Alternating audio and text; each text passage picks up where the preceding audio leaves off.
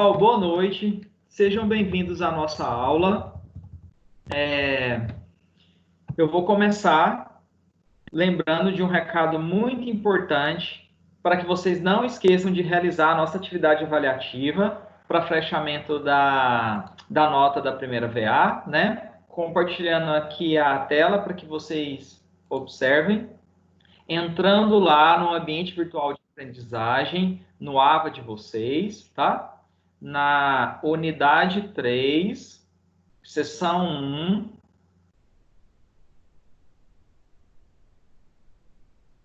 A internet hoje está bem lenta, por isso que a gente começou até 5 minutinhos atrasados, porque estava com dificuldade de acessar o aplicativo. Mas, enfim, parece que está abrindo aqui. Bom, então, vocês ao acessarem a seção 1 da unidade 3, lá tem um link para a realização dessa atividade avaliativa, tá? Olha lá, link de acesso à atividade avaliativa primeiro bimestre. Cliquem aqui. E ao clicar, você é redirecionado para uma página com um link, tá? Olha lá, https://forms, né? E aqui você tem esse link, tá? Ao clicar no link, ele nem está dando opção aqui porque está carregando a página ainda.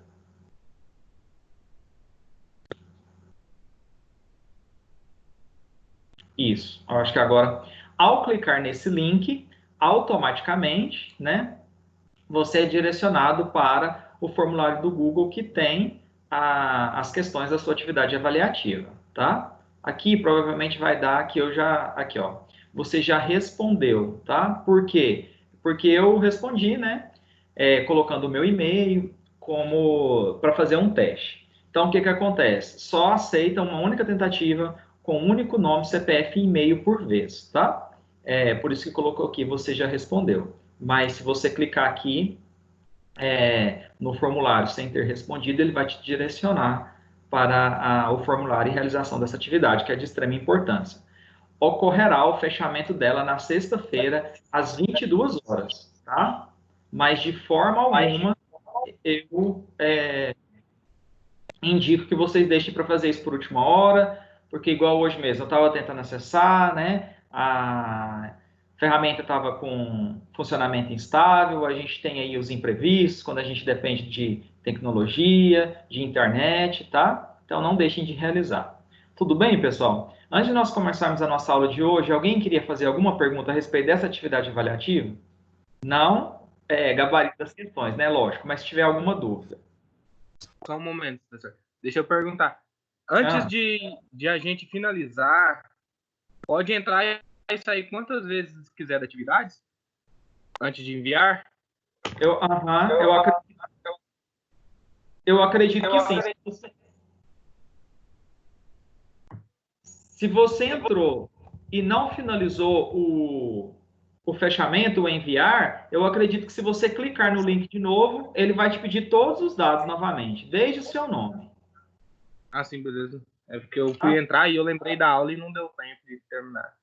Ah, você ia entrar agora? Eu já tinha entrado. Aí eu saí por conta da aula. Tá. Aí, se você for acessar e tiver dado algum problema, aí você entra em contato comigo, tá bom? Beleza, então. Obrigado. Professor, Oi. aqui é o Carlos. Boa noite. Boa noite, Carlos. Professor, tem uma dúvida numa questão que você postou naquelas questões, daquelas 15 questões, a respeito das bulas dos fitoterápicos. Tem uma questão lá que fala que a bula dos fitoterápicos é de acordo com a Organização Mundial de Saúde. Sendo que no nosso livro, a bula dos fitoterápicos é de acordo com a Anvisa. Aí o senhor, eu não sei se o senhor marcou lá que estava verdadeira essa questão, e no livro fala que era falso. Aí você está falando isso nas 15 questões? Uma daquelas 15 questões tem essa questão. Tá, deixa eu ver aqui se eu tenho ela aqui.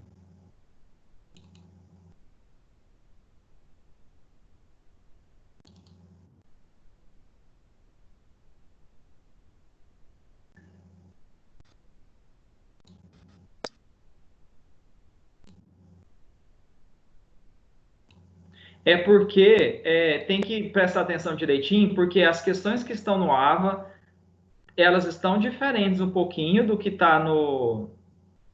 As questões do AVA, né, institucional, são diferentes das questões do AVA que eu elaborei e é diferente também do da prova. E às vezes uma palavrinha muda o contexto, tá? Então o gabarito Certo. dela não significa que pode ser sempre o mesmo.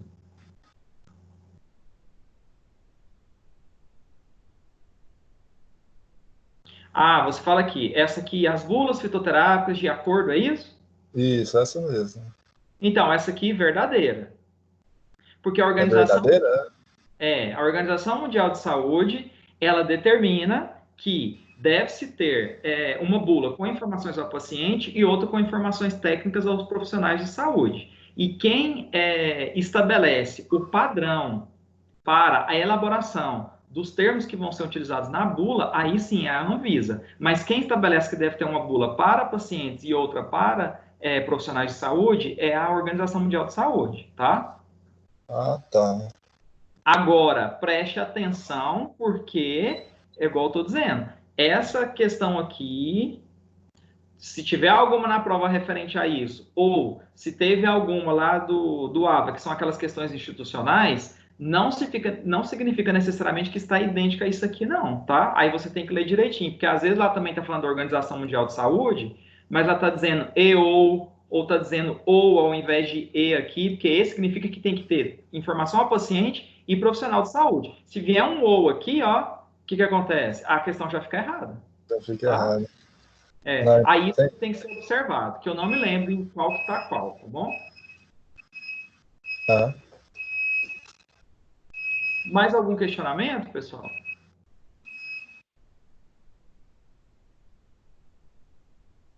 Bom, hoje nós vamos começar a sessão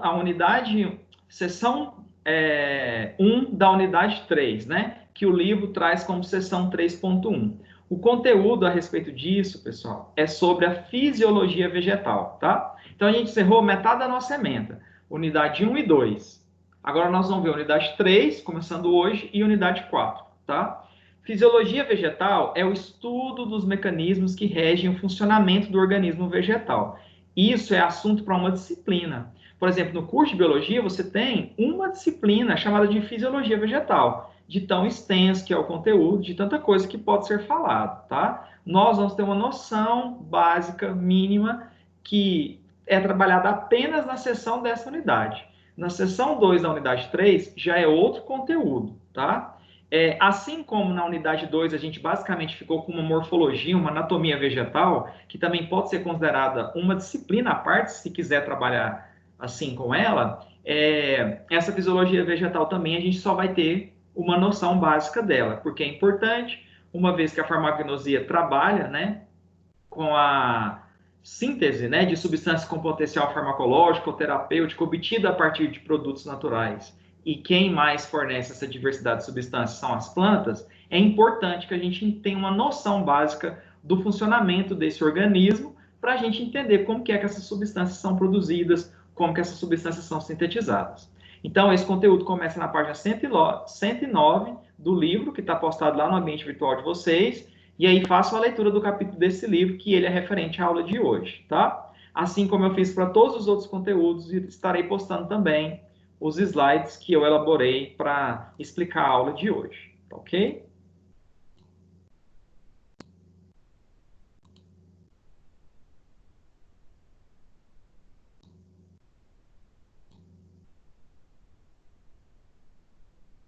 Bom, pessoal, uma característica que define bastante o reino vegetal e que é uma diferença marcante entre os animais é a capacidade que os vegetais têm de produzir o seu próprio alimento. Não é que os vegetais, as plantas, sejam seres autossuficientes. Eles dependem de elementos do meio, tá? Como nutrientes, minerais presentes no solo, água, para que haja um funcionamento adequado e manutenção do organismo vegetal. Mas a matéria orgânica de que eles necessitam como alimento, ele é capaz de produzir. Mas, para isso, eles dependem de energia luminosa. Então, sem a energia luminosa proveniente do sol, esse processo em que a planta é capaz de produzir seu próprio alimento, que a gente chama de fotossíntese, ele não acontece, tá? Como os vegetais, as algas, algumas bactérias, né, são capazes de produzir o seu próprio alimento a partir de substâncias inorgânicas simples, esses organismos são chamados de autótrofos, tá? Ou organismos autotróficos. Agora, os organismos heterotróficos ou heterótrofos, como os animais, fungos, protozoários, tá? Eles não são capazes de produzir a matéria orgânica de que eles necessitam como alimento. Então, nós necessitamos obter o alimento por meio do quê? Por meio da dieta, tá? Já dizia, né, que a energia não pode ser criada nem destruída, ela é apenas interconvertida de uma forma em outra. Então, essa energia luminosa proveniente da luz solar, ela é utilizada no processo da fotossíntese, convertida em energia química, que mantém a molécula complexa orgânica de alimento, e essa molécula tem energia. Por isso que a gente fala que a gente extrai as energias, a energia para realizar nossas funções vitais através dos alimentos, porque esse alimento tem uma energia química que originalmente ela foi proveniente da energia, o quê? Da energia luminosa, tá? Uma coisa que é interessante, eu vou comentar ao longo da aula, é que a gente depende, né, dessa fonte constante de energia para que as plantas produzam o seu próprio alimento proveniente do sol, porque a energia não tem um fluxo cíclico. Ela não começa em energia luminosa, é convertida em energia química e é transformada novamente em energia luminosa. Porque depois que a gente utiliza essa energia química do interior dos alimentos, ou qualquer organismo utiliza para realizar suas funções vitais, essa energia é dissipada do corpo na forma de calor. E o calor não é convertido em energia luminosa. Então, por isso, se o Sol for banido da face da Terra, todos os seres vivos estão fadados à extinção pela falta de alimentos. Porque a base da cadeia alimentar aquática, que são as algas, e no ambiente terrestre, que são as plantas, depende do Sol para produzir seu próprio alimento. Porque a partir deles tem-se continuidade aos outros níveis tróficos da cadeia alimentar, né? Isso faz com que a matéria orgânica que esteja presente no solo e juntamente com a água que é absorvida pela planta seja convertida em energia, ou seja convertida em matéria orgânica, utilizando a luz como fonte de energia, tá? Então, minerais e água são substâncias inorgânicas simples, presentes no solo, que a planta absorve, gás carbônico presente na atmosfera, substâncias inorgânicas simples, que a planta absorve, e ao passarem pelo processo de fotossíntese, utilizando a luz como fonte de energia, essas substâncias inorgânicas simples são capazes de serem convertidas em molécula orgânica de alimento, em carboidrato, que basicamente é a molécula de glicose, tá?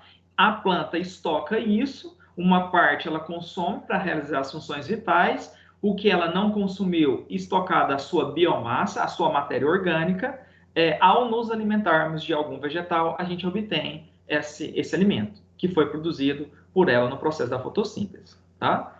Mas se a gente se alimenta de carne de gado, né? Carne de gado, o gado, por sua vez, pastou para depois servir de alimento para nós. Então, a base da cadeia alimentar vai ser sempre um organismo autótrofo, que no ecossistema terrestre é basicamente planta, e no ecossistema aquático, quem é capaz de realizar esse processo de fotossíntese são as algas, tá? Agora a gente tem uma diferença, tá?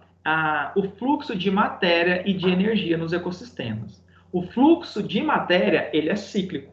Então, lembra que com essa figura aqui, eu disse que nós dependemos de uma fonte constante de energia luminosa do Sol, porque a energia, depois de dissipada do corpo na forma de calor, ela não é convertida em energia luminosa novamente. Já a matéria não. A matéria tem um fluxo cíclico por meio da ação de micro-organismos decompositores, basicamente bactérias e fungos, tá? Então, toda a matéria, tudo aquilo que tem massa e ocupa lugar no espaço, e pode ser ser vivo ou corpo bruto, passará por processos de decomposição. A gente tem aí a importância da reciclagem, de reduzir a produção de lixo, né? Por quê? Porque há determinados materiais que vão ficar por muito tempo na natureza até terem a capacidade de serem degradados, como é o caso de alguns tipos de plástico, né? Agora, a matéria orgânica proveniente de seres vivos, ela passa por um processo de reciclagem em um intervalo de tempo bem menor, tá? Então, até aquela frase bíblica, né, que fala do pó viestes e ao pó retornarás, ela é verdadeira, porque todos os átomos que fazem parte das suas biomoléculas, das suas células hoje, quando você vier a morrer, a decomposição do seu cadáver por bactérias e fungos vai converter essas moléculas orgânicas em substâncias inorgânicas simples que estarão disponíveis no ambiente para serem aproveitadas para o crescimento de um vegetal, por exemplo.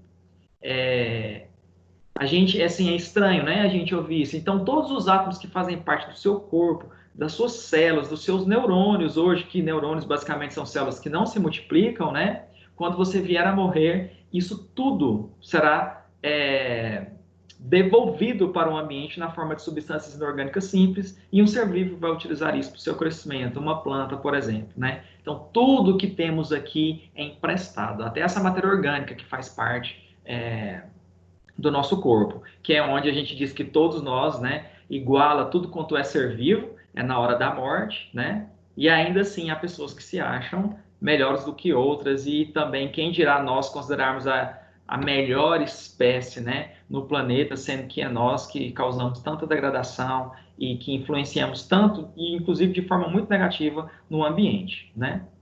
Então, toda essa matéria orgânica, ela tem um fluxo cíclico. Ela começa em um ponto, ela leva a síntese de biomoléculas, células e tecidos biológicos, e por ação dos decompositores, ela retorna de onde ela partiu. A história de que do pó viestes ao pó retornarás, né? Agora, isso é diferente do fluxo de energia. Energia não tem fluxo cíclico. A energia luminosa é utilizada no processo de fotossíntese para a produção de molécula orgânica de alimento, carboidrato, glicose. Essa energia luminosa é convertida em energia química. Essa energia contida na molécula de glicose, quando a gente utiliza para realizar nossas funções vitais, ela dissipa do corpo na forma de calor. Então, por exemplo, a contração muscular, o batimento cardíaco, qualquer processo vital no seu organismo que requer a utilização de energia, oxidada essa molécula de glicose que tem essa energia química, e essa energia é utilizada e dissipada do corpo na forma de calor. E o calor não é uma forma de energia que venha a ser convertida em energia luminosa. Por isso que o fluxo de energia é acíclico. A prefixo de negação. Ele não tem um ciclo. Agora, o de energia, sim. Ele tem um fluxo cíclico, tá? Dessa parte introdutória da aula, pessoal, alguém tem alguma dúvida? Ou gostaria de fazer algum questionamento? Ou tudo bem?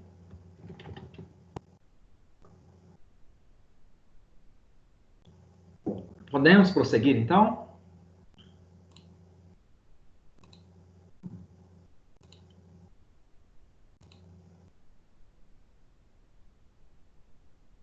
Bom, o processo de fotossíntese, ele ocorre a partir da absorção do gás carbônico presente na atmosfera e da água e minerais que a planta absorve do solo por meio de suas raízes. Nós estudamos lá na unidade 2 que a epiderme das raízes possui tricomas absorventes ou pelos articulares, que absorve a seiva bruta, água e minerais, que passa para dentro do xilema, é conduzido ao longo do caule e chega por meio das nervuras às folhas. Nas folhas a gente tem aquele tecido que dá a cor verde característica às folhas, que é o parênquima clorofiliano. Por quê? Porque é um parênquima repleto de clorofila, e esse pigmento está intimamente relacionado ao processo de fotossíntese, que é onde a planta sintetiza moléculas orgânicas de alimento utilizando fótons, pacotes de energia na forma de quê? De luz, tá? O gás carbônico é absorvido da atmosfera por meio dos estômagos. Então, lembram que a epiderme de plantas em folhas possuem aberturas microscópicas formadas por duas células guarda, que são os estômagos, que abrem e fecham, e nessa abertura o gás carbônico entra, reage com a água, e os átomos de carbono, oxigênio e hidrogênio se reorganizam, utilizando a luz solar como fonte de energia, na presença de pigmentos fotossintéticos, basicamente clorofila, e produz molécula orgânica de alimento, glicose, né? Que a fórmula estrutural é C6H12O6. Então, vejam bem, gás carbônico, água, substâncias inorgânicas simples. a molécula de glicose, olha a quantidade de átomos que ela tem, a complexidade de átomos que ela possui. Então, para manter essa molécula, você precisa de energia. Essa energia é proveniente da energia luminosa, do Sol, tá? Mas, como produtos dessa reação, são liberados água e oxigênio para a atmosfera. O gás oxigênio, né, que é importantíssimo para a respiração celular, e por isso que onde nós temos uma maior quantidade de espécies vegetais, a gente tem uma umidade maior, porque o processo de fotossíntese libera água na forma de vapor para a atmosfera, tá? Então, esse processo é altamente dependente de luz, né, e de pigmentos fotossintéticos, de clorofila, tá? Nós somos organismos que a gente pode se expor à luz solar, mas a gente não realiza fotossíntese, porque a gente não tem o parênquima clorofiliano. A gente não tem esses pigmentos fotossintéticos. A gente não tem clorofila, tá? Que está presente basicamente em plantas, vegetais e em algas, ok? A organela associada ao processo de fotossíntese é o cloroplasto. Organela essa que as nossas células não possuem, tá? Então, células animais e vegetais têm núcleo, retículo endoplasmático liso, rugoso, mitocôndria, complexo ou aparelho de Golgi, são estruturas, né, compartilhadas pelas células animais e vegetais. Agora, cloroplasto só está em células de plantas e de algas, tá? As folhas dos vegetais vão ter células, né? E o conjunto dessas células é que formam os tecidos, e os tecidos formam um órgão folha. Cada célula vegetal tem lá o seu envoltório mais externo, que é a parede, né? A membrana plasmática, semipermeável, o núcleo e mergulhados ali no citoplasma as organelas. Uma dessas organelas, principalmente em folhas, é o cloroplasto. Então, ali você está repleto de cloroplastos. Então, dando destaque a um único cloroplasto da célula, que vão ter vários. Mas um cloroplasto ele é constituído por duas membranas, uma membrana externa e uma membrana interna. Essa membrana interna sofre dobras, projeções para o interior, tá? Formando estruturas em forma de moedas, que ficam empilhadas umas sobre as outras, tá? Cada moedinha dessa a gente chama de tilacoide. E a pilha de tilacoides a gente chama de grânum. E o conjunto de todos os grânulos do cloroplasto recebe o nome de grana, tá? A clorofila, o pigmento que dá cor verde característica aos vegetais e que está intimamente relacionada ao processo de fotossíntese, ela fica organizadamente dispostas na membrana aqui, ó, dos tilacoides, tá? Então aqui a gente vai ter várias moléculas de clorofila. E banhando aqui o interior desse cloroplasto, como se fosse o citoplasma do cloroplasto, dessa organela, a gente tem uma substância gelatinosa formada por água, minerais, aminoácidos, uma série de enzimas relacionadas ao processo de fotossíntese, numa região que a gente chama de estroma, tá? O estroma do cloroplasto. Essa região gelatinosa aqui, banhando os tilacoides, repleto de água, biomoléculas, aminoácidos, enzimas, que dão essa consistência gelatinosa a esse estroma, tá? Então é isso, pessoal.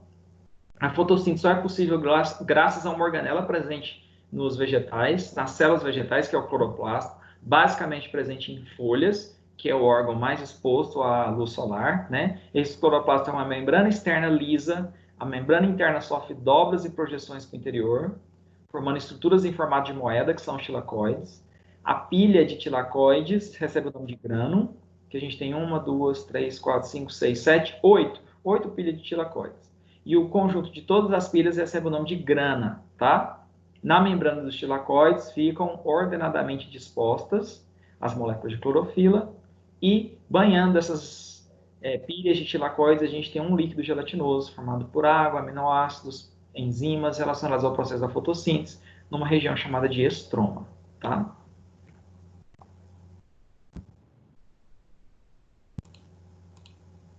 Dúvidas até aqui, pessoal? Alguém gostaria de fazer alguma pergunta?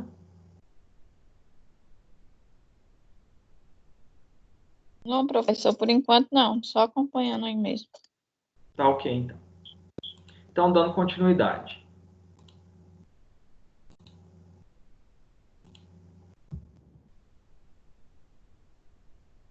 Então, aqui, novamente, nós temos a equação geral da fotossíntese, né? Em que nós temos moléculas de gás carbônico absorvidas da atmosfera por meio dos estômatos da folha, reagindo com a água que a planta absorveu pelo xilema a partir dos tricomas absorventes lá na raiz, né, a partir da solução do solo, e com a participação de pigmentos fotossintéticos, utilizando a luz solar como fonte de energia, moléculas inorgânicas simples, como gás carbônico, são convertidas em molécula orgânica de alimento, glicose.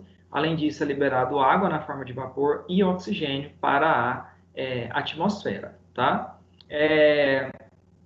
Quando a gente diz que o processo de fotossíntese é dependente de energia luminosa proveniente da luz solar, não é todo o processo, tá?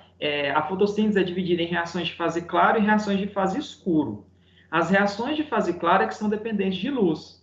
Então, essas reações de fase claro, elas podem acontecer durante o dia e durante a noite, as reações de fase escuro vão poder acontecer normalmente, sem a dependência do quê? Da energia luminosa. Mas as reações de fase escuro dependem de moléculas que foram produzidas nas reações de fase claro, tá? Então, de toda forma, o processo é dependente de luz solar, porque as reações de fase escuro, elas vêm depois das reações de fase claro e elas são dependentes de moléculas que foram produzidas nas reações de fase claro.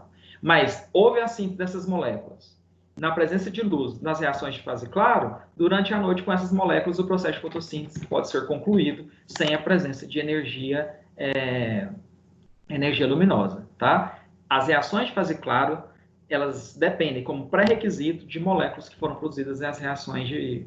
As reações de fase escuro dependem de moléculas como necessárias para que o processo aconteça a partir daquelas que foram produzidas na presença de luz, tá? As reações de fase claro, elas acontecem na membranas dos tilacoides. E o que a gente tem na membrana dos tilacoides que a gente falou? A clorofila. Então, as reações de fase claro são altamente dependentes de clorofila, porque essa clorofila absorve a energia luminosa, levando à excitação de elétrons, que leva à síntese de algumas moléculas que são necessárias para as reações de fase escuro que vai acontecer posteriormente, tá? Então, as reações de fase claro acontecem aqui, ó, na membrana dos tilacoides, tá? Essas reações de fase claro levam à síntese de quê? A partir da absorção de luz e excitação dos elétrons dessa clorofila, eu reduzo a nicotinamida adenina difosfato, NADP, a NADPH, tá? Utilizada como coenzima no processo da fotossíntese. Além disso, há a produção de moléculas que fornecem energia para as reações de fase escuro. E assim como assim como nos animais, né, a molécula química que fornece energia para um processo orgânico que aconteça dependente de energia é o ATP. Adenosina trifosfato, né? Então, quando a gente fala de energia utilizada pelo organismo na forma de uma energia química, isso é na forma de moléculas de quê? De ATP.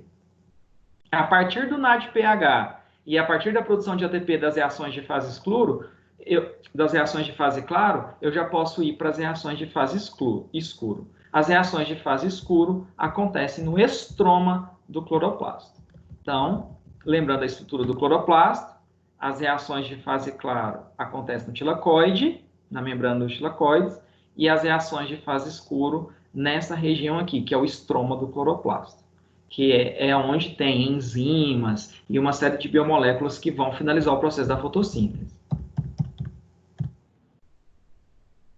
Então, dentro do estroma do cloroplasto, acontece o que nós chamamos de fixação do carbono. O que é a fixação do carbono? É a conversão do gás carbônico em glicose, na molécula orgânica de alimento, em um glicídio, que é um carboidrato, né? Um monossacarídeo. Essa fixação só é possível a partir, né, da redução do NADPH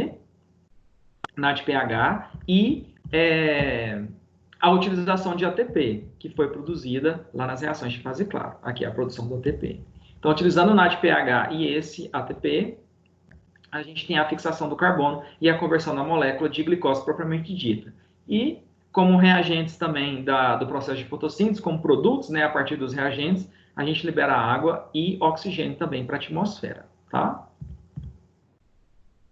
Bom, para que a gente produz, né, no caso as plantas, no processo de fotossíntese, glicose, glicídio, molécula orgânica de alimento. Porque a energia luminosa, ela vai ficar retida aqui no interior dessa molécula de glicose na forma de energia química, né? A gente viu aqui em figuras anteriores, lá no início da aula, que essa energia luminosa, ela fica retida aqui na molécula orgânica de alimento produzida no processo da fotossíntese na forma de energia química.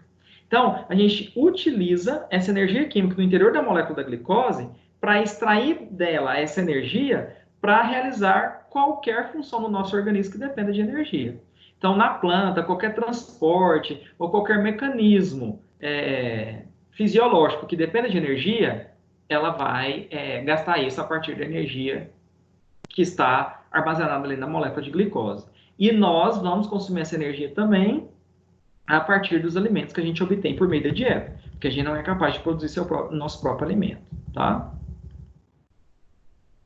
Então, a glicose que a planta produziu como molécula orgânica de alimento, a maior parte dela ela estoca. Só que ela não estoca na forma de molécula de glicose. Ela une uma glicose a outra, uma terceira, uma quarta, até que ela tem centenas de milhares de moléculas de glicose unida, estocada na forma de moléculas de amido, tá? E nós, ao ingerirmos esse amido, a gente digere ele nas moléculas de glicose que o formam, através das amilases, atravessa a parede do intestino, cai na corrente sanguínea, e essa glicose a gente utiliza na respiração celular para extrair aquela energia química e realizar nossas funções, as nossas funções vitais, tá? O processo de respiração celular acontece nas mitocôndrias.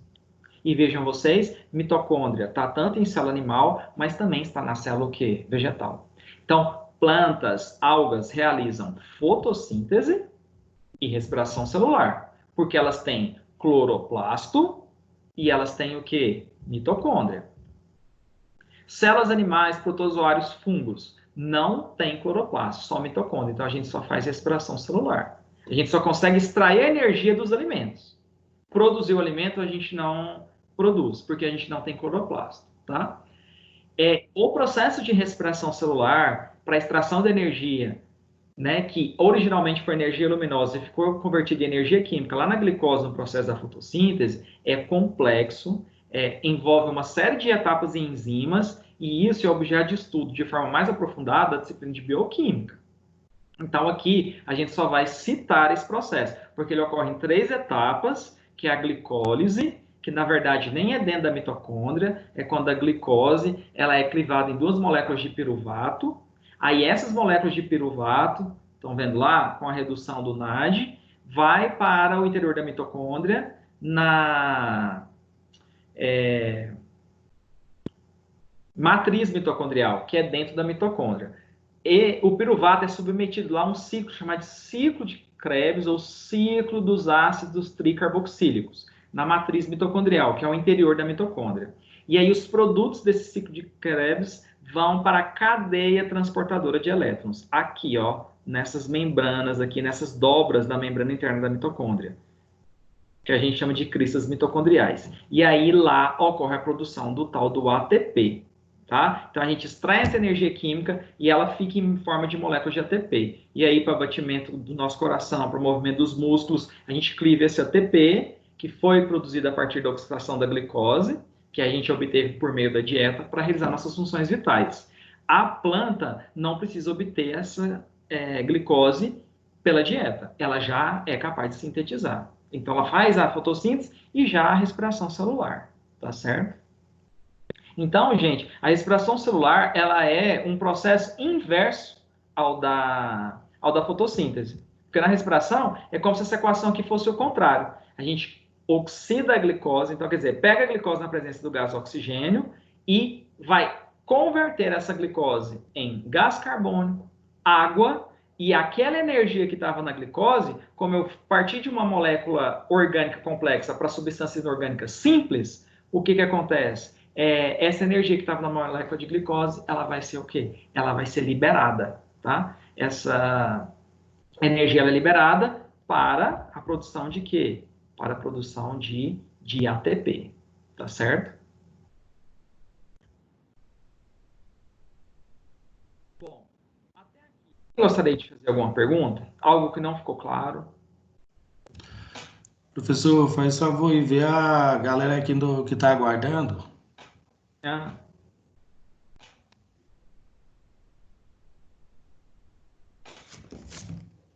O pessoal que está aguardando.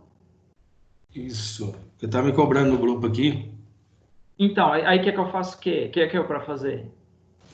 Aceitar eles aí na reunião, porque sai a mensagem para eles aguardando a reunião e não consegue entrar. Ah, tá. É quando eu ponho aqui admitir todos, eu admiti aqui. Agora não tem mais ninguém. Não, então beleza. Tá Obrigado. bom?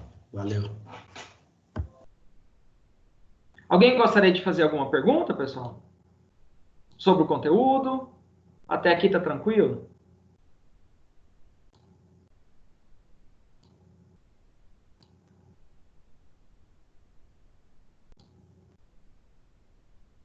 Então, o processo de fotossíntese e respiração celular, eles estão intimamente relacionados, mas um é como se fosse o inverso do outro.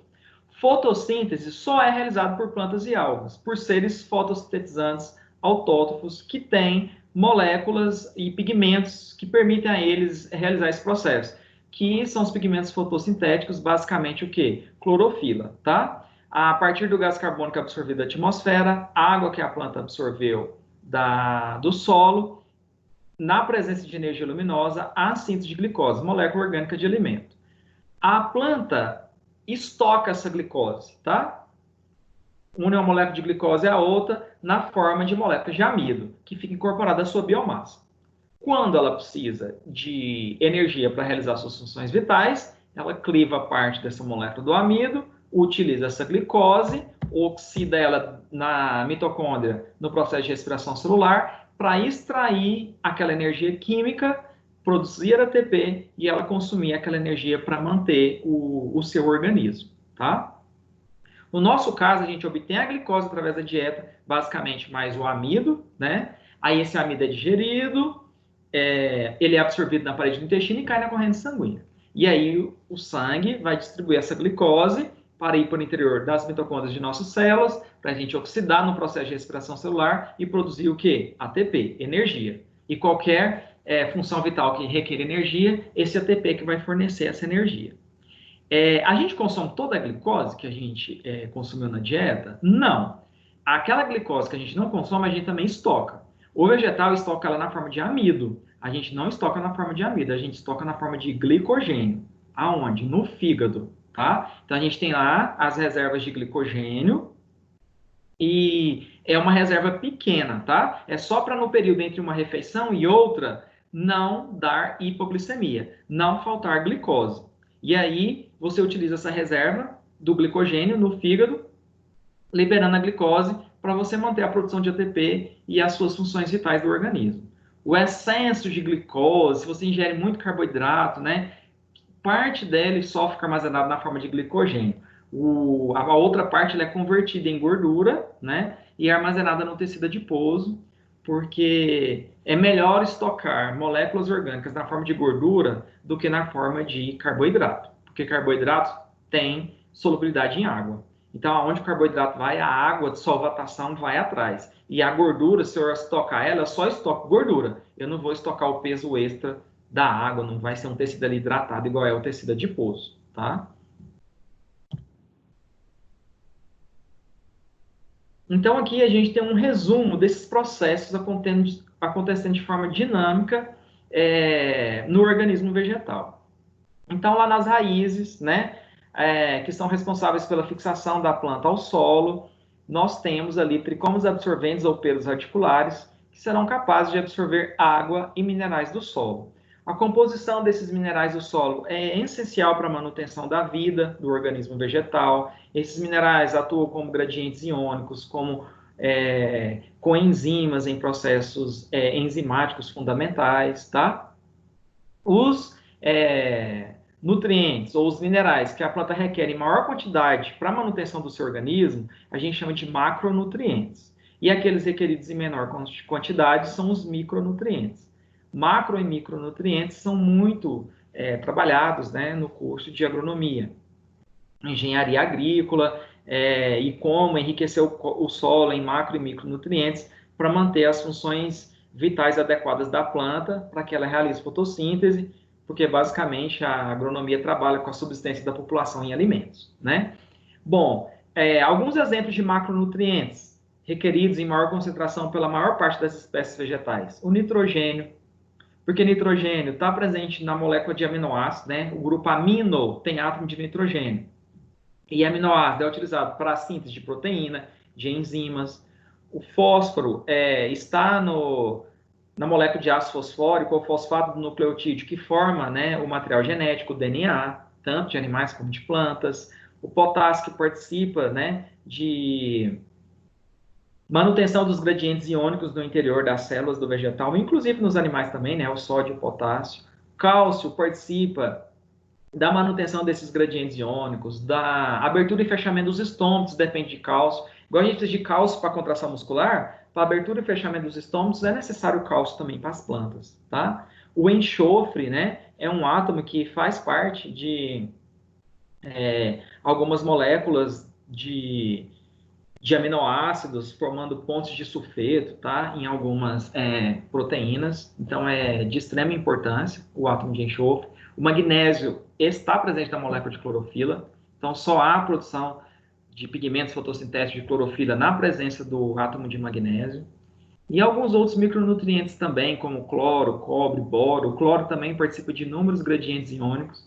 Então, assim, são muito requeridos pelos vegetais. E por isso que a gente depende de uma demanda de nutrientes adequados no solo para o funcionamento normal da planta. Não significa, pessoal, que a planta é capaz de produzir seu próprio alimento e que basta ela estar ali num solo com água que ela vai se desenvolver bem. A falta desses nutrientes vão afetar no desenvolvimento do organismo vegetal, tá? Bom, essa água e esses minerais são absorvidos do solo pela planta por meio dos tricomas absorventes, né, dos pelos radiculares das raízes, e essa seiva bruta entra no interior do xilema da raiz, passa pelo xilema do caule e chega até as folhas pelas nervuras, né? Porque nas nervuras da folha a gente tem ali xilema. Bom, essa água absorvida aqui do solo, juntamente com os minerais, utilizando a luz como fonte de energia, vão ser submetidas ao processo de fotossíntese, que vai converter gás carbônico e água em molécula orgânica de alimento, glicose, um carboidrato. E como produto da fotossíntese, libera-se oxigênio na forma de quê? De vapor para a atmosfera. Então, na fotossíntese, a gente absorve gás carbônico e libera gás o quê? Oxigênio. Por isso que fala que deve-se aumentar o plantio de vegetais, porque isso absorve, retira o gás carbônico da atmosfera, que é um gás de efeito estufa, né? Porque essa fixação do carbono ocorre na fotossíntese para produzir o alimento.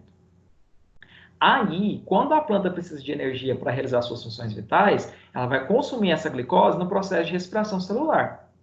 Então, o que é que ela vai fazer? Ela vai pegar a glicose e vai reagir com esse oxigênio, que foi produto da fotossíntese, e a oxidação dessa glicose vai converter a glicose em água e gás carbônico, e o gás carbônico vai retornar para o quê? Para a atmosfera.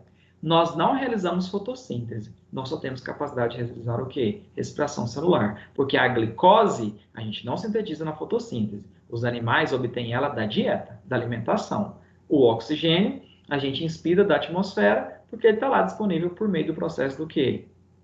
Por meio do processo da fotossíntese, tá? As moléculas de alimento produzidas pela planta, lá nas folhas, elas precisam ser transportadas para o caule e para a raiz, porque o caule e a raiz dependem de energia para manter esses órgãos. E aí entra em cena o floema. Então, quando a seiva bruta sai do solo, entra na raiz pelo xilema, passa pelo caule e chega nas folhas, quando essa seiva bruta é convertida em seiva elaborada, em molécula orgânica de alimento, esses produtos da fotossíntese saem do xilema e entram no floema das nervuras da folha, passa pelo floema do caule, distribui para as células do caule e, através do floema do caule, chega ao floema da raiz e distribui essas moléculas de alimento também para o floema da raiz. Porque, basicamente, quem produz o alimento é só o quê? A folha. A não ser que o caule seja verde, elástico, flexível, ele também vai realizar o quê? Ele também vai realizar fotossíntese, né? Vejam vocês que o transporte no xilema é contra a força da gravidade, é ascendente, Por isso que olha aqui num corte transversal de caule, essa coloração em amarelo no centro do caule é só de xilema. A gente precisa de muitas células do xilema para conduzir, para transportar essa seiva. Os produtos orgânicos da fotossíntese, alimento, é em menor quantidade. Então, por isso que a gente pode ter menos células de floema do que de xilema, que aqui é representado só por esse cilindro, né, azul, tá? O que explica o transporte de seiva elaborada no floema? A força da gravidade, porque é uma força que atrai os corpos para o centro da Terra, então a seiva elaborada sai das folhas e vai em direção à raiz. Agora, o que explica o transporte da seiva no floema, já que ele é contra a força da gravidade? O que gera essa ascensão da seiva? Bom, pessoal, é o processo de transpiração. Os estômatos, quando eles abrem para a entrada do gás carbônico, é liberado, além do oxigênio, água na forma de vapor. A planta transpira. E aí esse vapor sai do interior das células do xilema e vai para a atmosfera. E aí as células do xilema ficam ocas. Aí elas vão ser preenchidas por água na forma líquida que está sendo sugada a partir do quê? Da solução do solo. O xilema é como se fosse um canudinho. Então, um canudo, você faz uma força, uma pressão num copo com um líquido para que o líquido ascenda e chegue até a cavidade bucal. A transpiração é mais ou menos isso. A liberação de água na forma de vapor cria uma pressão no interior das células do xilema que leva a entrada de água no interior dessas células ali pela raiz, chega na folha, a transpiração acontece e você fica com esse fluxo de água sendo liberada na forma de vapor, criando uma pressão para que ela possa entrar no xilema da raiz na forma líquida, tá? Então, o que explica o transporte no xilema da seiva bruta contra a força da gravidade é o processo de transpiração, que é a perda da água na forma de vapor na região dos estompos da folha da planta, tá?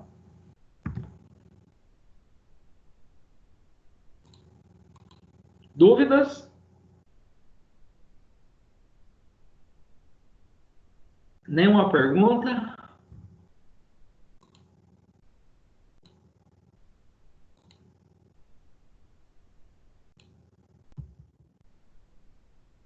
Bom, pessoal, as plantas, né, assim como o organismo animal, possuem o funcionamento do seu organismo controlado por hormônios, né? Então, nós temos inúmeros exemplos de hormônios humanos, né? Cortisol, aldosterona, folículo estimulante, luteinizante, progesterona, testosterona, T3, T4, né? Tiroxina, triidotirolina, ocitocina, hormônio do crescimento.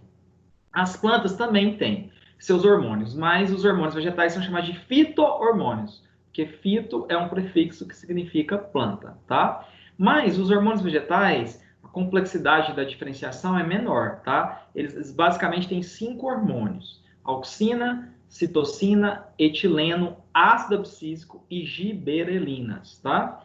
Eles vão desempenhar uma série de funções metabólicas no organismo vegetal, mas há uma função específica predominante para cada um deles, e vocês têm que se fixar nessa função principal que eu vou citar para cada uma, tá?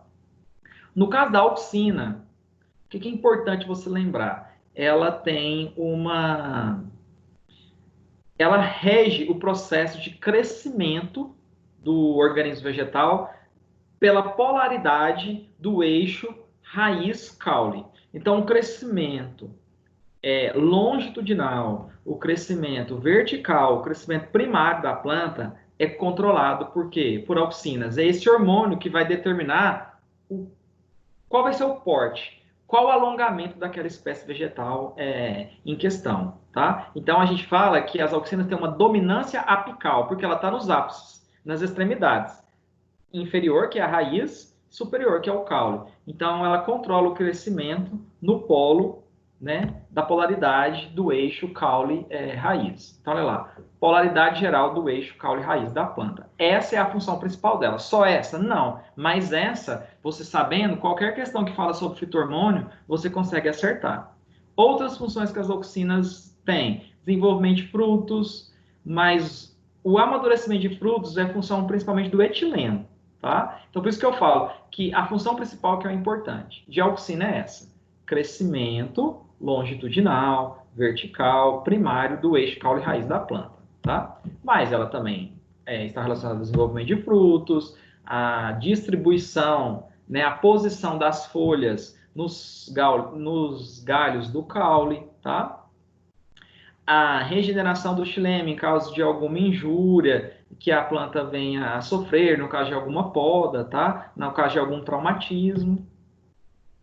E a formação lá na raiz, né? A partir daquela raiz lateral, pode-se desenvolver raízes secundárias menos desenvolvidas em relação à raiz principal. Essas raízes laterais ou secundárias, elas são controladas, o crescimento delas por auxinas, tá? Mas a polaridade do eixo raiz-caule, desenvolvimento e crescimento do organismo vegetal é a principal função da auxina. O segundo fito-hormônio que a gente tem, além das auxinas, são as citocinas. Citocinas têm uma função muito semelhante à da auxina, nesse crescimento, né, da polaridade geral do eixo raiz-caule, tá? Então, olha lá, regula o crescimento de planta. Então, quando falar de crescimento de planta, é auxina e citocina. Uma função também relacionada às citocinas retardam a queda das folhas, né? Então, a folha, nós acabamos de ver, é basicamente, via de regra, um órgão fotossintetizante. Se a planta precisa passar por um período de dormência, diminuição do metabolismo vegetal, está muito nublado, ou não está havendo uma taxa fotossintética adequada, não tem muito por que manter folhas. Então, algumas delas vão cair. Haverá queda dessas folhas, que é a sua senescência. E isso é controlado por citocinas, né? Em regiões de clima temperado, Europa, as folhas caem, né, no inverno, é porque a água do solo está congelada. Se não tem água, não vai acontecer o processo fotossintético. Então, não tem por que eu manter folha transpirando, perdendo água e não havendo o processo fotossintético. Então, só haverá o desenvolvimento de novas folhas quando essa água do solo descongelar, né, na primavera ou verão seguinte, quando as temperaturas se elevam, e aí a planta volta a absorver essa água na forma líquida, a planta volta a produzir folhas, porque aí sim, água líquida com luz solar, acontece o processo fotossintético. O etileno, a principal função dele é o amadurecimento, o desenvolvimento dos frutos. Então, quando falar de amadurecimento de fruto, basicamente é o etileno. E engraçado, o etileno é um fito-hormônio na forma gasosa. Ele é um gás. E isso explica por que quando os frutos estão verdes, você revesti-los com uma folha de jornal, você diminui o tempo necessário para o amadurecimento daquele fruto. Ele amadurece mais rapidamente, né? Porque quando um fruto está verde e ele está ali disponível numa bancada, né, na fruteira, esse gás ele vai exalar e ele vai diluir, né, com os gases da atmosfera. Agora, se você envolve aquele fruto com uma folha de jornal, esse gás ele vai ficar retido, né, entre a folha de jornal e o fruto. E isso vai aumentar a concentração do hormônio envolvendo o fruto e vai favorecer o processo de amadurecimento. Ele vai acontecer no intervalo de tempo menor. Então, até agora, o que é importante? Auxina e citocina, principal função, estão relacionados ao desenvolvimento da planta. O corpo primário na polaridade do eixo raiz-caule. Etileno, o amadurecimento de fruto. Tá? Sabendo disso, você acerta qualquer questão relacionada ao hormônio. Mas tem ainda o ácido abscísico.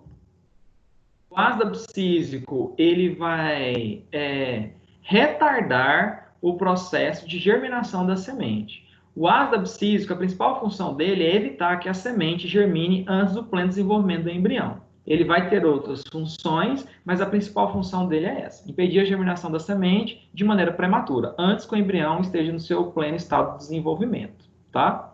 E a giberelina, ela vai fazer o processo inverso. Ela vai fazer a quebra da dormência da semente. Então, se o embrião está plenamente desenvolvido na semente e se houve absorção de água, a hidratação da semente, ela está pronta para ter a sua quebra da dormência para que ela possa germinar e originar o futuro brotinho da planta. tá? A radícula lá, o hipocótilo, e aí a auxina e citocina vai levar ao desenvolvimento do eixo raiz-polo e o crescimento daquela nova espécie, né? Então, a giberelina faz a quebra da dormência da semente, tá? É o processo contrário do ácido abscísico. Então, esses são 5 fito-hormônios vegetais e é importante saber a função que cada um deles desempenha no metabolismo da planta, tá? Bom, antes da continuidade, pessoal, nós vamos aqui fazer alguns exercícios relacionados ao conteúdo. Olha essa questão. No processo de circulação de água e substâncias orgânicas pelo interior do sistema vascular das plantas, foi observado que elas também são capazes de perder grandes quantidades de água por um processo chamado de transpiração.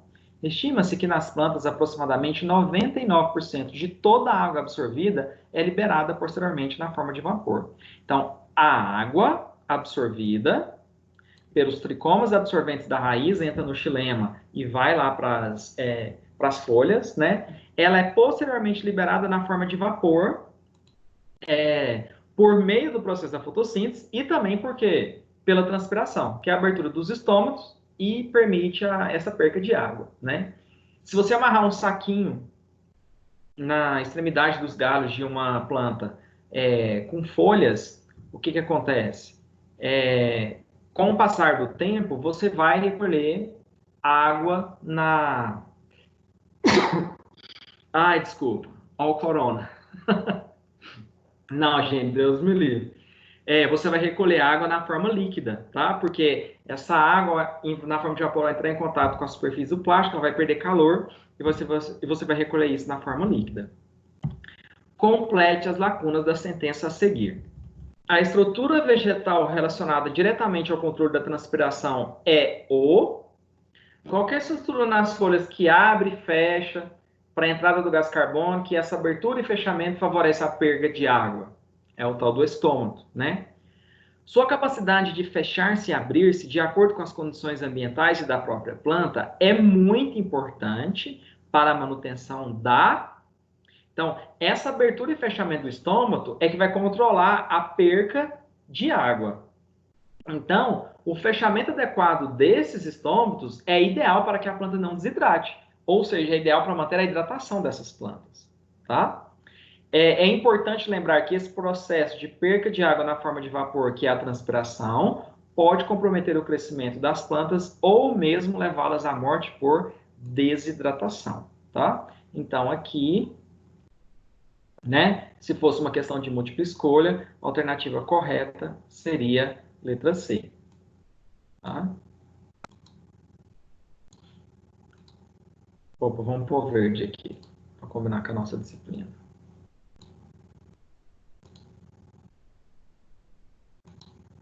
Então, estômago, hidratação, transpiração, desidratação. O correto aqui ficaria: a estrutura vegetal relacionada diretamente ao controle da transpiração é o estômato. Sua capacidade de fechar-se e abrir-se de acordo com as condições ambientais e da própria planta é muito importante para a manutenção da hidratação das plantas. É importante lembrar que a transpiração em excesso pode comprometer o crescimento das plantas ou mesmo levá-las à morte por desidratação. Isso. Os carboidratos resultantes do processo de fotossíntese são exportados das folhas para outras partes das plantas através dos feixes vasculares. Na verdade, essa seiva elaborada é transportada por toda a planta por meio do floema, né? O que caracteriza a seiva elaborada, que vai ser distribuída pelos órgãos vegetais para garantir a energia necessária às suas atividades metabólicas. A principal forma de armazenamento de carboidratos no processo de fotossíntese é o amido. Sacarose é glicose mais frutose, é o açúcar das frutas, não é a forma de estoque de glicose, né? Vitamina C é o ácido ascórbico, é uma vitamina, não tem a ver com carboidrato. Lipídio é gordura, óleos, não tem a ver com carboidrato. E glicose é a molécula produzida no processo de fotossíntese. Ela não é uma forma de armazenamento, ela é o tipo de açúcar mais simples que se tem. Você tem que unir várias moléculas de glicose para formar o amido. Então, esse seria o gabarito, letra D. A fotossíntese pode ser vista como uma maneira utilizada pelas plantas para produzir a energia necessária para realizar os seus processos metabólicos e manter a sua sobrevivência. O processo de fotossíntese ocorre graças à capacidade das plantas de retirar água e minerais do solo e levá-los até as folhas na forma de seiva bruta, onde a água participa de uma série de reações que resultam na liberação de oxigênio para a atmosfera e na formação de carboidratos que irão constituir o que conhecemos como seiva elaborada. O processo de fotossíntese só é possível graças a qual componente presente nas folhas das plantas? Letra A. É os minerais que estão relacionados ao processo de fotossíntese? E estão, principalmente requeridos como cofatores, né, para algumas enzimas, mas se fossem minerais o necessário para que o processo fotossintético acontecesse, a gente realizaria fotossíntese, porque o nosso organismo é repleto de minerais, de eletrólitos, né? Água.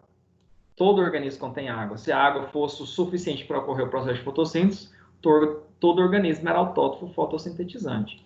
Mercúrio é, inclusive, um mineral de efeito cumulativo, né? Prejudicial para o organismo. Lítio é um mineral que é requerido também para uma série de funções do metabolismo, entretanto, não é o suficiente para que o processo de fotossíntese aconteça. A fotossíntese, ela é basicamente regida por pigmentos fotossintéticos, basicamente o pigmento que dá cor verde às plantas, que é a clorofila.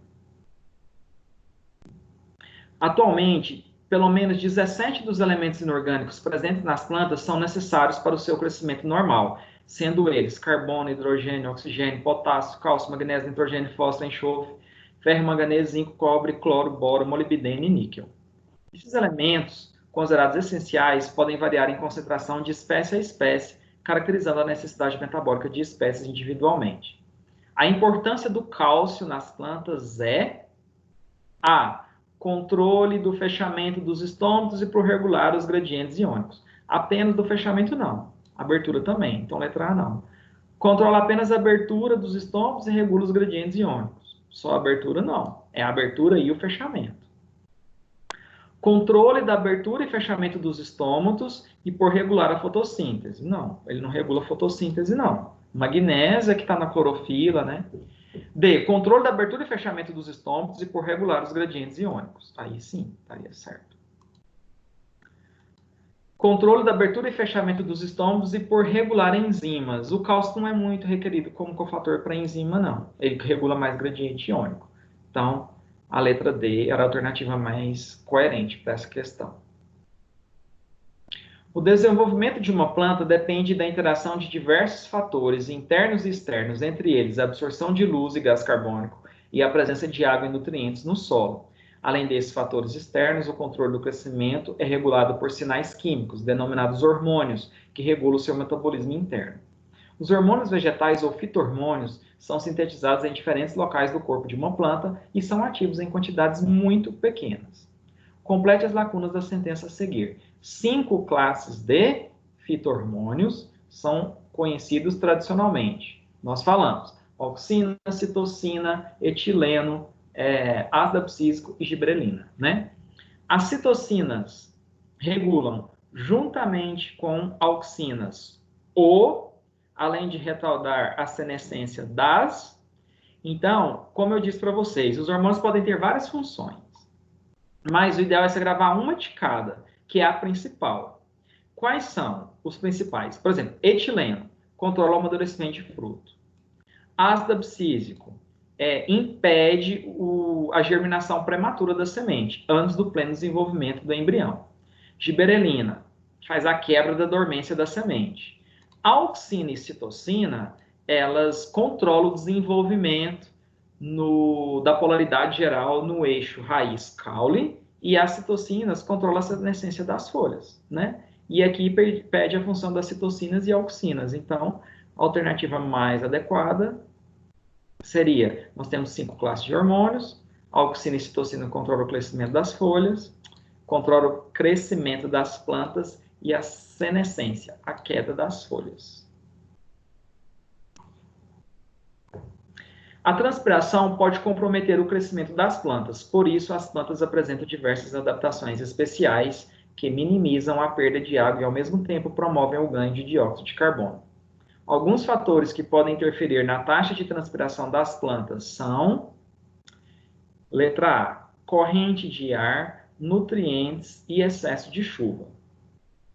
As correntes de ar, elas vão deslocar o vapor de água na superfície ali da folha e até vão influenciar, sim, no processo no processo de transpiração, tá? Agora, nutrientes influenciam na transpiração? Não. É a água que influencia, né? E excesso de chuva? Tudo bem, porque o excesso de chuva pode criar ali uma atmosfera saturada de água na superfície da transpiração. Então, corrente de água e excesso de chuva até que seria aceitável, mas nutrientes não. Letra B, temperatura, né? O aumento da temperatura aumenta a colisão entre as partículas e vai aumentar o processo de transpiração, isso é verdade. A umidade, né? A saturação de vapor de água na superfície da folha vai influenciar, sim, no processo de transpiração. Presença de partículas. Presença de partículas não tem nada a ver. Umidade, quer dizer, a saturação de água na forma de vapor na superfície da folha, sim, influencia no processo fotossintético. Corrente de ar, que vai deslocar, né, o vapor de água na superfície da folha e, consequentemente, vai influenciar no processo de transpiração. E temperatura, porque a temperatura ela vai aumentar o processo de transpiração. Então, aqui, todos esses três estão corretos, né? Porque aqui a gente tem um ou outro correto. Por exemplo, na corrente de ar e o excesso de chuva até que influencia, mas nutrientes não. Na B, temperatura e umidade, sim, mas presença de partícula não. Na C, todos influenciam. D, temperatura e corrente de ar frio e nutrientes. Nutrientes não. Temperatura e corrente de ar frio poderia ser, mas mais a corrente de ar, né? E umidade, vapor de água, tudo bem. Umidade e vapor de água influencia, agora nutrientes não influencia. Então, essa seria a letra C, tá? Bom, pessoal, vou deixar disponibilizada a gravação dessa aula com esses exercícios e o gabarito, e eles estão como atividade diagnóstica e de aprendizagem da seção 1, unidade 3. Então, quando vocês forem fazer lá, você já tem a explicação aqui com o gabarito. Esses exercícios foram tirados de lá. Atividade diagnóstica e de aprendizagem. Nesses exercícios, tem alguma dúvida?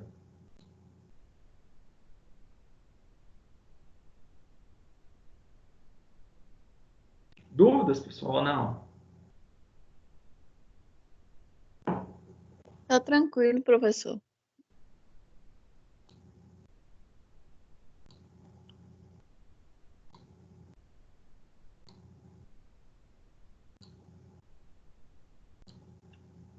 Agora, eu vou deixar 2 questionamentos aqui para vocês, que eu gostaria que vocês fizessem a leitura do livro da seção 3.1 para tentar responder isso aqui.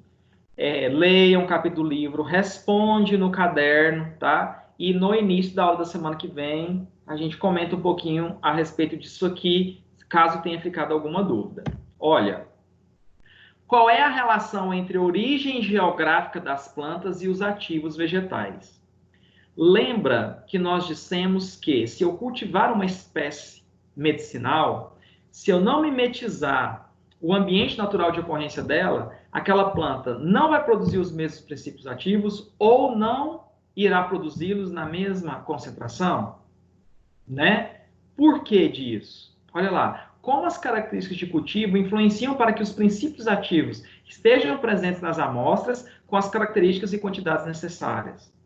Então, hoje a gente viu que as plantas são capazes de produzir o seu próprio alimento, elas sintetizam uma série de moléculas, entretanto, elas não são seres autossuficientes, porque elas dependem das condições do ambiente onde ela vive, do tipo disponibilidade de água, a disponibilidade de nutrientes e minerais no solo. Então, associem isso com a resposta dessas duas indagações aí, escreva no caderno, e se tiver alguma dúvida, a gente vai tirar semana que vem. E uma outra indagação que eu gostaria que vocês pensassem é essa aqui. Um produtor de plantas medicinais observa que, em seu canteiro, existe uma diversidade muito grande de estatura entre as espécies de plantas medicinais, desde plantas rasteiras como hortelã, orégano, até plantas arbustivas como a melissa e o manjericão. Como as plantas diferenciam seu porte e suas estruturas, sendo todas cultivadas no mesmo solo e com as mesmas características de irrigação e luminosidade? Ora, aqui a gente viu que a síntese de substâncias ou de princípios ativos, né, que são substâncias produzidas pela planta, dependem do ambiente onde ela ocorre, como disponibilidade de água e os nutrientes e minerais do quê? Do solo. Mas a síntese dessas substâncias depende só dessas condições de cultivo, só das condições do solo, só das condições do ambiente? Porque se assim fosse, no mesmo ambiente que eu tenho a ocorrência de concomitante de diferentes espécies, todas elas, né, produziriam, independente se elas são de espécies diferentes, os mesmos princípios ativos, as mesmas substâncias, teriam o mesmo porte, mas ali uma ocorre ao lado da outra, e uma pode ter um porte completamente diferente da outra, uma pode produzir princípios ativos que são completamente diferentes do outro. Ora, professor, mas acabou de falar na questão que a síntese dessas substâncias depende das condições do solo onde a planta é cultivada. Tudo bem, mas depende só desses componentes e nutrientes do solo, porque se fosse só disso, a gente não teria essa diferença se as plantas estivessem sendo cultivadas no mesmo local. Então, não depende só disso. É uma interação entre o quê? Entre esses elementos do meio, nutrientes e minerais do solo, e mais o quê? A questão dos hormônios também influenciaria nesse porte ou nessa altitude que as plantas vêm a apresentar e que é característico de cada espécie? Então, pensem nessas indagações, leiam o capítulo do livro, respondam no caderno, e antes do conteúdo da aula da semana que vem, a gente tira algumas dúvidas a respeito disso aí, mas eu gostaria que vocês passassem essa semana refletindo a respeito disso, tá? Não deixem de acessar o link relacionado à atividade avaliativa, porque na segunda-feira que vem ele já vai ter fechado, né? Porque ele fecha na sexta. De acordo com o que os alunos estão fazendo, já chegaram para mim a nota, né? E os alunos que já fizeram.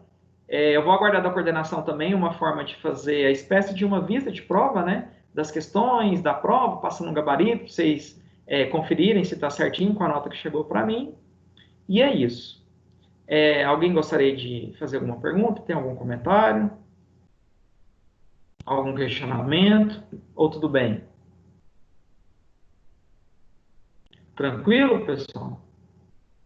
Então, semana que vem a gente retorna com a sessão 3.2. Assim que o vídeo carregar, eu vou estar postando a gravação dessa aula.